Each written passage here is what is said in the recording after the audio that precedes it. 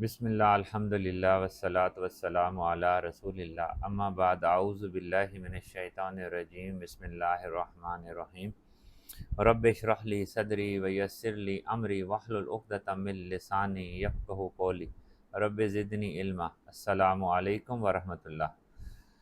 तो आज जी हमारा अभी चैप्टर 2 ही चल रहा है। चैप्टर 2 में आज हमारे पास लेसन नंबर 6 है और आज हमारा टॉपिक है डिमांड फॉर मनी, ज़र की तलब। तो हम सबसे पहले ज़र की तलब और उसके मुहर्रकात को देखेंगे। तो सबसे पहले हम देखते हैं कि ज़र की तलब से क्या मुराद है। ठीक है जी।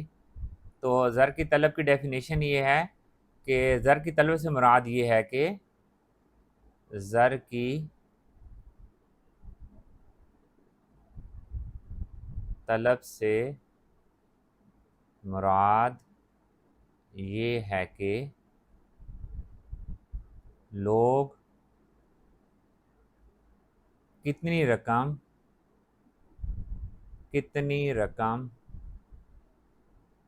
नकद अपने पास रखना चाहते हैं, नकद अपने पास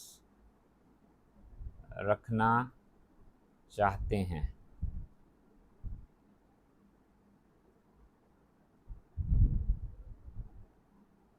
तो ज़र की तलब से मुराद ये है कि लोग कितनी रकम नकद अपने पास रखना चाहते हैं।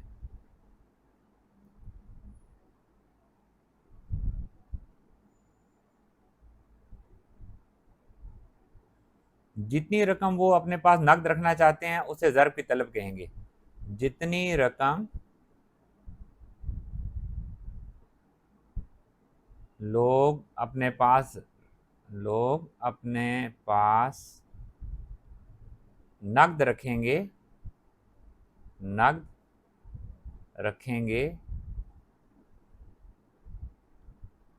वो ज़र की तलब कहलाएगी। ठीक है जी। तो ज़र की तलब से मुराद ये है कि लोग कितनी रकम नकद का मतलब क्या है, कैश सूरत में अपने पास रखना चाहते हैं। जितनी रकम वो कैश सूरत में अपने पास रखना चाहते हैं उसे हम कहते हैं ज़र की तलब। असल में इंसान अपनी दौलत के दो हिस्से करता है। एक हिस्सा वो रखता है अपने पास नकद सूरत में, नकद रकम की सूरत में, और बाकी जो दौलत का हिस्सा होता है उसकी मदद से या तो वो जायदादें खरीद लेता है या वो बॉन्ड्स खरीद लेता है। ठीक है। तो ये जो नकद रकम जितनी वो अपने पास रखेगा इसको हम कहेंगे ज़र की तलब। जेएम केन्स ने ज़र की तलब को एक ख़ास नाम दिया था।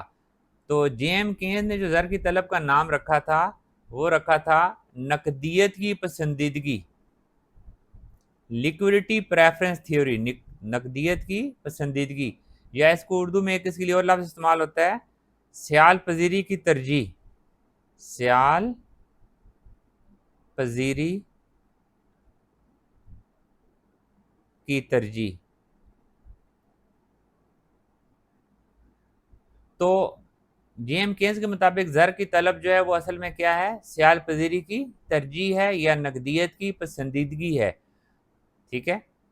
तो ज़र की तलब से मुराद क्या है, ज़र की तलब से मुराद ये है कि लोग अपने पास कितनी रकम नकद सूरत में रखना चाहते हैं, जितनी वो नकद सूरत में रखना चाहते हैं उससे हम कहते हैं ज़र की तलब। ज़र की तलब के तीन बड़े मुहर्रकात हैं। तीन कामों के लिए लोग नकद रकम अपने पास रखते हैं। नंबर एक, रोज़मर्रा की ज़रूरियात को पूरा करने के लिए अपने पास नकद रकम रखते हैं। नंबर दो, मुहर्रके पेशबंदी के लिए लोग अपने पास नकद रकम रखते हैं। और मुहर्रके पेशबंदी से क्या मुराद है कि कोई भी नागहानी और हंगामी हालात अगर उसको पेश आ जाएं, कोई भी नागहानी और हंगामी हालात अगर उसे पेश आ जाएं तो उसका मुकाबला करने के लिए उसके जेब में कुछ ना कुछ कैश रकम होनी चाहिए। और तीसरा जो ज़र की तलब है उसे कहते हैं ज़र की सिट्टाबाजी की तलब या ज़र की तखमीनी तलब। तो इनको हम बारी बारी देखेंगे। ज़र की सिट्टाबाजी की तलब से मुराद क्या है कि लोग दौलत की मदद से मज़ीद दौलत कमाना चाहते हैं और उसके लिए वो कैश रकम अपने पास रखना चाहते हैं। इसे हम कहते हैं ज़र की तखमीनी तलब या ज़र की सिट्टाबाजी की तलब। तो बारी बारी इनको देखते हैं जी। सबसे पहले हम देखते हैं मुहर्रके रोज़मर्रा ज़रूरियात के लिए ज़र की तलब से क्या मुराद है। सबसे पहले इसको देखते हैं, ठीक है जी। तो घर के रोज़मर्रा ज़रूरियात से मुराद ये है कि लोग अपनी रोज़मर्रा की ज़रूरियात को पूरा करने के लिए जितनी रकम कैश की सूरत में अपने पास रखेंगे उसे हम कहेंगे घर के रोज़मर्रा ज़रूरियात के लिए ज़र की तलब। तो ये जो घर के रोज़मर्रा ज़रूरियात के लिए तलब है, ये घरेलू लोग भी रखते हैं और कारोबारी लोग भी रखते हैं, ठीक है जी। घरेलू लोग क्यों रखते हैं जी? घरेलू लोग इसलिए रखते हैं कि उन्होंने रोज़मर्रा का राशन खरीदना है, सब्जियां खरीदनी है, दालें खरीदनी है, साबुन खरीदना है और बिजली, टेलीफोन और गैस के बिल अदा करने हैं। अगर वो किराए के मकान पे रहते हैं तो मकान का किराया अदा करना है। अगर उनका ऑफिस दूर है घर से तो ऑफिस आने जाने का जो अखराजात हैं वो बाइकिया पे जाते हैं या क्रीम पे जाते हैं या पब्लिक ट्रांसपोर्ट पे जाते हैं तो आने जाने का किराया उन्होंने अदा करना है। तो इन तमाम मकासद के लिए वो अपने पास क्या रखते हैं? नकद रकम रखते हैं और जितनी रकम वो नकद रखते हैं उसे हम कहते हैं ज़र की तलब। और इसी तरह से कारोबारी लोगों को भी नकद रकम की ज़रूरत पड़ती है। क्यों पड़ती है जी? क्योंकि उन्होंने खाम माल ख़रीदना होता है तो खाम माल वाले को अदायगियाँ करनी है। इसी तरह से उन्होंने मज़दूरों की उजरतें अदा करनी है। इसी तरह से कारोबारी लोगों ने भी बिजली, टेलीफोन और गैस के बिल अदा करने हैं।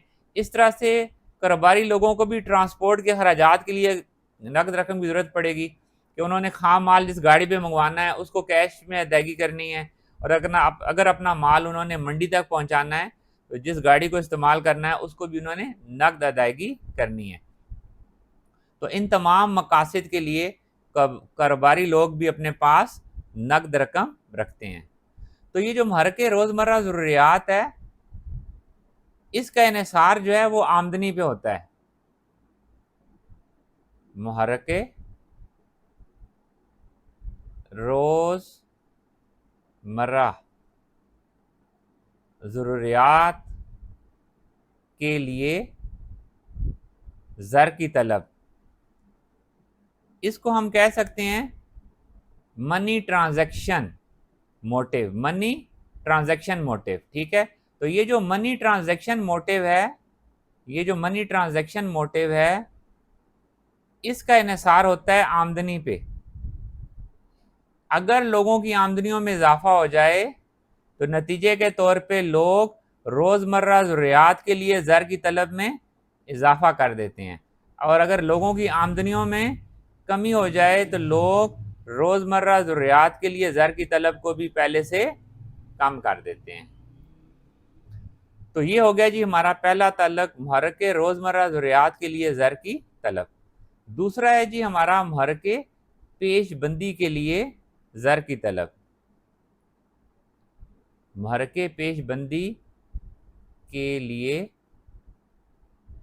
ज़र की तलब, इससे क्या मुराद है जी? इससे मुराद ये है कि लोग नागानी आफात का मुकाबला करने के लिए अपने पास नकद रकम रखते हैं ताकि वो जो गैर मुतवक्को अखराजात का उन्हें सामना करना पड़े अगर ज़िंदगी में कभी, तो वो उसके लिए उसके पास फौरी तौर पे नकद रकम मौजूद हो ताकि फौरी तौर पे वो नागानी हालात से निबट सकें, नागानी आफात का मुकाबला कर सकें। तो ये जो मुहर्रके पेशबंदी है इसके लिए भी दोनों लोग अपने पास नकद रकम रखते हैं, घरेलू लोग भी रखते हैं और कारोबारी लोग भी रखते हैं। घरेलू लोग भी रखते हैं और कारोबारी लोग भी रखते हैं। घरेलू लोग किस लिए रखते हैं जी? घरेलू लोग इसलिए रखते हैं कि उन्होंने बीमारियों का मुकाबला करना है, उन्होंने बीमारियों का मुकाबला करना है, हादसात का मुकाबला करना है या अचानक उन्हें बेरोज़गारी का सामना करना पड़ जाए, ठीक है।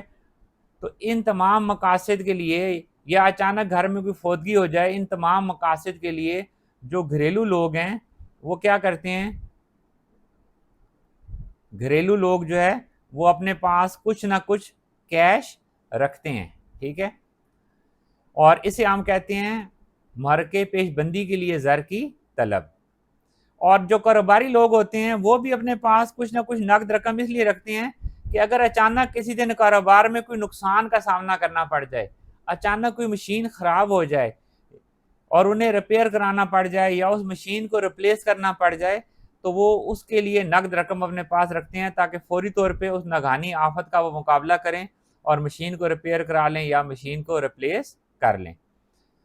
तो ये जो महरके पेश बंदी है, स्पेकुलेटिव मोटिव, इसको हम कहते हैं जी MS, ठीक है, सॉरी प्रिकॉशनरी मोटिव, ठीक है, इसको हम कहते हैं प्रिकॉशनरी मोटिव। तो ये जो महरके पेश बंदी है, इसका इन्हिसार भी आमदनी पे है। महरके पेश बंदी जो है महरके पेश बंदी जो है, ये भी आमदनी का तफाइल है। ये भी किसका तफाइल है जी? आमदनी का तफाइल है। अगर लोगों की आमदनियों में इजाफा हो जाएगा तो लोग महरके पेश बंदी के लिए ज़र की तलब में इजाफा कर देंगे। महरके पेश बंदी के लिए ज़र की तलब जो है, इसमें क्या हो जाएगा? इजाफा हो जाएगा, ठीक है। और अगर लोगों की आमदनियां कम हो जाएंगी तो लोग महरके पेश बंदी के लिए ज़र की तलब को भी कम कर देंगे। अब आते हैं जी कि अगर इन दोनों को जमा कर दें,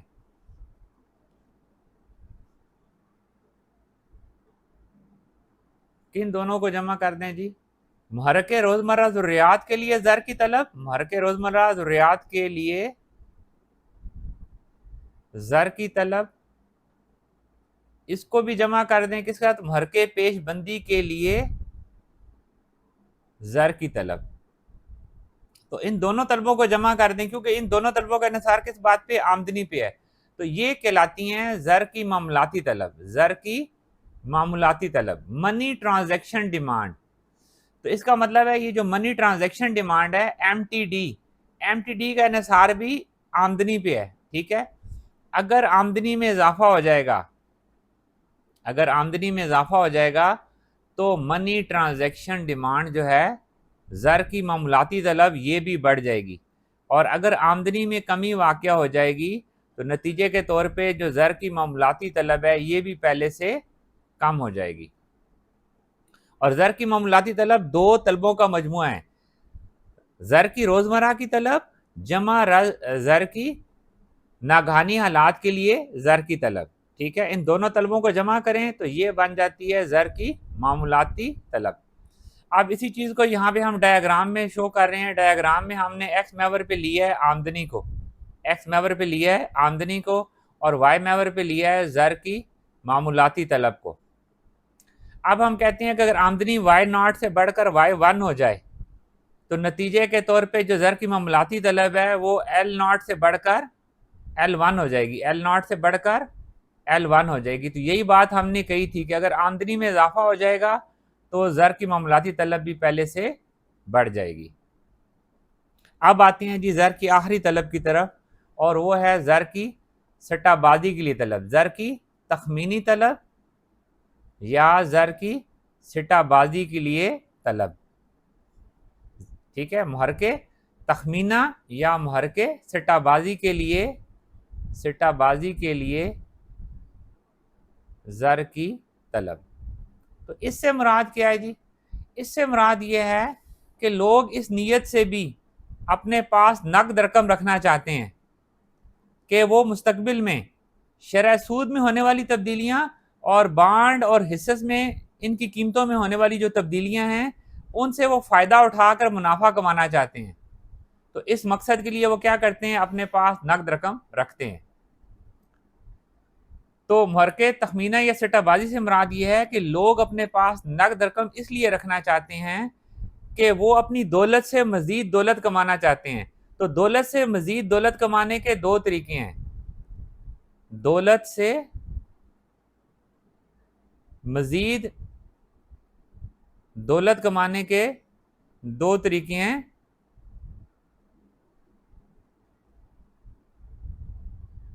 एक तरीका क्या है कि वो अपना पैसा बैंक में रखवा दें, ठीक है। बैंक वाले क्या देंगे? उन्हें सूद देंगे। और दूसरा तरीका क्या है कि वो अपना पैसा हिस्सस बाजार में लगाएं, हिस्सस बाजार, स्टॉक मार्केट। अपना पैसा कहां पे लगाएं जी? हिस्सेस बाजार में लगाएं, स्टॉक मार्केट में लगाएं और वहां से क्या खरीदें, वहां से शेयर्स खरीदें और उस पर क्या कमाएंगे, मुनाफा। ठीक है। अब ये जो मुहर्रिक सिट्टाबाजी है इसको हम कहते हैं money speculation demand. Money speculation demand, ये जो मनी स्पेकुलेशन डिमांड है इसका तल्लुक होता है शरह सूद के साथ। अगर शरह सूद में इजाफा हो जाए, शरह सूद में इजाफा हो जाए तो मनी स्पेकुलेशन डिमांड जो है ये पहले से कम हो जाती है, सिट्टाबाजी के लिए ज़र की तलब पहले से कम हो जाती है। और अगर किसी वजह से शरह सूद में कमी हो जाए, शरह सूद में कमी हो जाए तो फिर जो मनी स्पेकुलेशन डिमांड है ये पहले से बढ़ जाती है। ठीक है। इसका मतलब ये हुआ कि शरह सूद और ज़र की सिट्टाबाजी के लिए तलब में माकूस तल्लुक पाया जाता है। इसका मतलब क्या हुआ जी, इसका मतलब ये है कि शरह सूद और ज़र की सट्टाबाजी के लिए ज़र की तलब में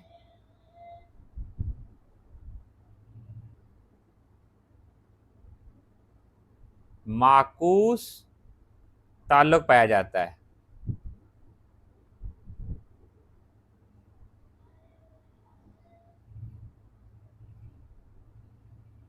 ठीक है जी, माकूस तल्लुक। देखें अगर शरह सूद में इजाफा होगा तो ज़र की तखमीनी तलब पहले से कम हो जाएगी। क्यों?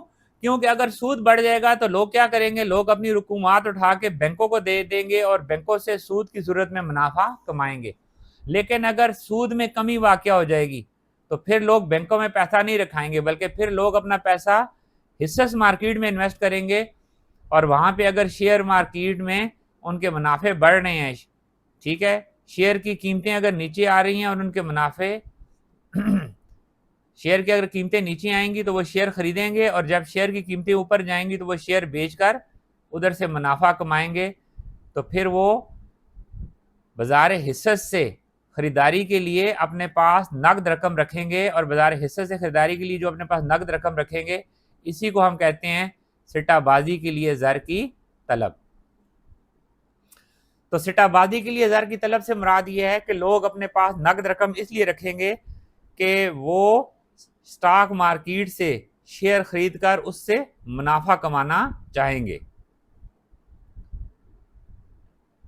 अब इसी चीज़ को हम एक डायग्राम में भी जाहिर कर सकते हैं। ये बात अभी आपके साथ मैंने डिस्कस कर दी कि मनी स्पेकुलेशन डिमांड यानी ज़र की सिट्टाबाजी के लिए जो तलब है, ज़र की सिट्टाबाजी के लिए तलब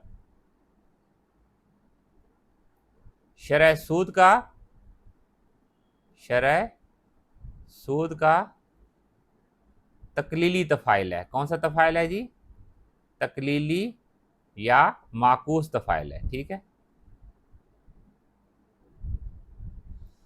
तो अगर शरह सूद में इजाफा होगा, अगर शरह सूद में इजाफा होगा तो सिट्टाबाजी के लिए जो ज़र की तलब है वो कम हो जाएगी और अगर शरह सूद में कमी होगी तो सिट्टाबाजी के लिए जो ज़र की तलब है वो पहले से बढ़ जाएगी।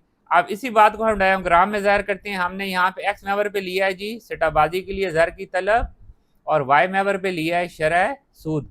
शरह सूद अगर आई नॉट थी, आई नॉट से बढ़कर अगर शरह सूद I1 हो जाए, शरह सूद बढ़कर कितनी हो जाएगी जी? I1 हो जाए, यहाँ पे आ जाए, यहाँ से शरह सूद बढ़कर I1 हो जाए तो नतीजे के तौर पे क्या होगा, आपकी जो शरह सूद के बढ़ने की वजह से क्या होगा, ज़र की सिट्टाबाजी की तलब पहले से कम हो जाएगी। सिट्टाबाजी की तलब अगर आपके पास पहले M0 थी तो ये कम होकर कितनी हो जाएगी? M1 हो जाएगी। तो शरह सूद के बढ़ने पर ज़र की जो सिट्टाबाजी की तलब है वो पहले से कम हो जाएगी। तो अगर इन दोनों नुकात को हम मिलाएंगे तो हमारे पास जो ये जो ख़त आ जाएगा, ये ख़त आ जाएगा सिट्टाबाजी के लिए ज़र की तलब का ख़त और ये मनफी झुकाव रखता है। इसका मनफी झुकाव इस बात को ज़ाहिर कर रहा है, ये ऊपर से नीचे आ रहा है, इसका मनफी झुकाव इस बात को ज़ाहिर कर रहा है कि जो ज़र की सट्टाबाजी की तलब है वो शरह सूद का तकलीली तफ़ाइल है। अब हम आ जाते हैं जी, इसका पूरे का खुलासा करते हैं कि ज़र की जो तलब है, ठीक है जी, ज़र की जो तलब है वो क्या है जी, वो मजमूआ है दो चीज़ों का।